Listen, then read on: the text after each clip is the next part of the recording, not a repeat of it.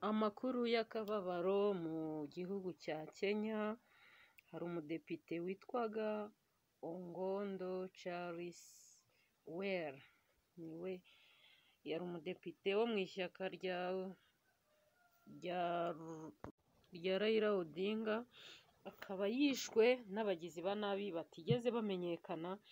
Uyu mudepite rero akaba ari umudepite wari ukomeye muri kiriya gihugu, ndetse akaba yari ari mu ishyaka ry'abatavuga rumwe na leta ya Kenya, leta iyobowe na William Ruto, ariko abagizi ba nabi bakaba bamwishe nabi. Ni inkuru y'akababaro rero mu gihugu cya Kenya ndetse no muri East Africa. Ni ibintu bibabaje cyane kubona umunyapolitike yicwa gutya kandi akicwa n'abagizi ba nabi. Ubwo yaravuye rero ubwo bari bavuye mu nteko ishinga amategeko, nibwo bari mu muhanda we n'umushoferi we, barimo bagenda hamwe n'undi muntu bari kumwe mu modoka, baragenda bahura n'abagizi ba nabi. Nyine abagizi ba nabi batigeze bamenya uko byagenze, ariko barabatunguye cyane. Abo bari kumwe yavuze ko bagiye kubona moto iriho abantu babiri, umwe ahita arasa amasasu menshi cyane uyu mudepite, kuko uyu mudepite biravugwa ko ariwe wari utwaye, ariko amurasa amasasu menshi. Bahise bamukuramo bamujyana kwa muganga atarashiramo umwuka, ariko bamugezayo umwuka warangije gushiramo.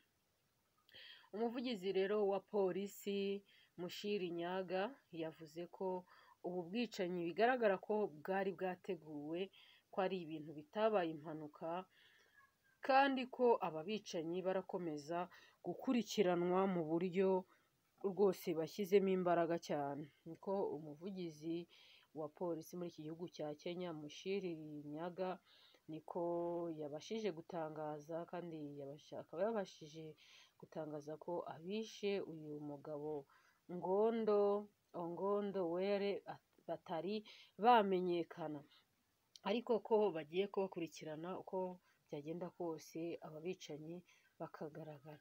Ubu bwicanyi rero bukaba bwarabereye mu muhanda hari Nairobi, muri uriya mujyi wa Nairobi, mu murwa mukuru, ndetse mu muhanda witwa Ngongi, wa muhanda bajya bita Ngongi, niho ubu bwicanyi bwabereye.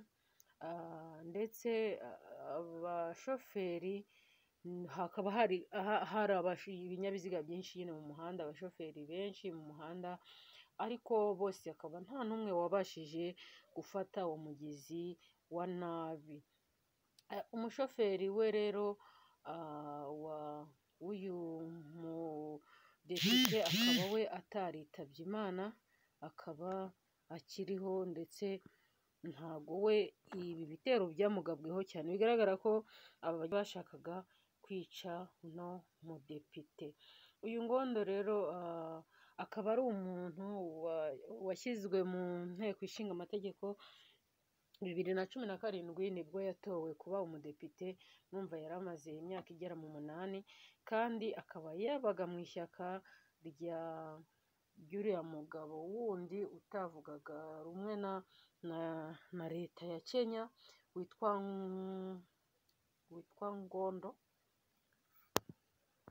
Raila Odinga. Raila Odinga akaba ari utavuga rumwe n'ubutegetsi, ishyaka rye. Noneho uyu mugabo rero nawe akaba yabaga muri iri shyaka rya Raila Odinga. Birakekwa rero ko abatavuga rimwe n'iri shyaka aribo baba bamuhitanye, ni ibikekwa, ariko buriya polisi ya kiriya gihugu niyo izatangaza neza. BBC rero yanditse kuri uyu mudepite cyane. Ikinyamakuru cya BBC kivuga ko mu minsi yashize yatangaje ko hari abantu bamwibasiye baza kumutera ubwoba, bamubwira ko n'ubundi azagirirwa nabi, abagizi ba nabi nyine batera uno mudepite. Ubwo rero akaba ari ibintu yari yatangaje, ariko nyine akumva ko ari ibintu biri aho byoroshye, ariko akaba ejo rero baramuteye, bamutera ava mu nama, baba bamugirira nabi, babasha kumugirira nabi, ndetse ahasiga ubuzima. perezida wa Kenya William Ruto rero yavuze ko iperereza rigomba gukorwa bwangu ndetse mu buryo bwimbitse kugira ngo ababikoze bafatwe babiryozwe. Iryo ni ijambo rya perezida William Ruto, umuyobozi wa leta ya Kenya. Nawe hari icyo yavuze ku rupfu rw'uyu mudepite utavugaga rumwe n'ubutegetsi. Raila Odinga rero nawe yavuze ibintu bikomeye kuri Ongondo Were. Yavuze ko uyu mudepite ari umuntu w'intwari, ari umuntu wari umunyakuri cyane, ndetse igihugu gihombye umuntu ukomeye, umuntu ufite ubwenge, umuntu wari ufitiye akamaro abantu benshi. Kandi yatangaje mu magambo y'akababaro avuga ko uyu mudepite yishwe nabi, kandi avuga cyane ko uyu mudepite rwose igihugu kibuze umuntu w'ingirakamaro cyane. Uyu mudepite rero akaba Ongondo akaba ari umuntu rwose ngo wari ufite ubwenge bwinshi, ndetse wari umunyapolitiki ukomeye, akaba ari umwe mu bantu bari bazi politike, niko amakuru avuga, ndetse akaba ari umuntu wari umaze igihe muri politike, akaba ari n'umuntu waminuje muri ntuza nyine mu mategeko. Akaba rero ari umuntu wari uzwi cyane muri politike, ari umupolitisiye wari ukomeye muri Kenya. Rero ni ibintu bibabaje cyane, twavuga tuti Imana imuhe iruhuko ridashira, kandi tukavuga tuti abantu babuze umuntu wabo bakomeze kugira kwihangana. Uyu munyapolitike tuzongera guhura mu gitondo cy'umuzuko, cyangwa se Yesu nagaruka tuzamusangayo. Twavuga tuti Imana ikomeze kumugirira impuhwe n'ibambe, umurebane amaso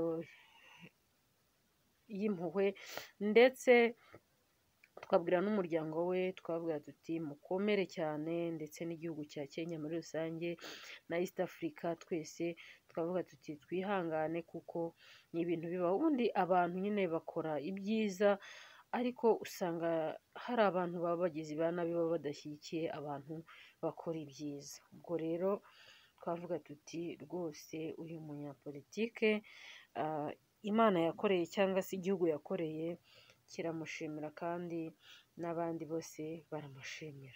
Komeze mugubwe neza rero, nkwibutsa gukanda subscribe wowe ukurikira Aidarike, kandi nkwibutsa no gukanda kuri like nimba ukunda ibiganiro byacu tubagezeho bya buri munsi, kandi ukomeze kugubwa neza, ukomeze kugira ibihe byiza.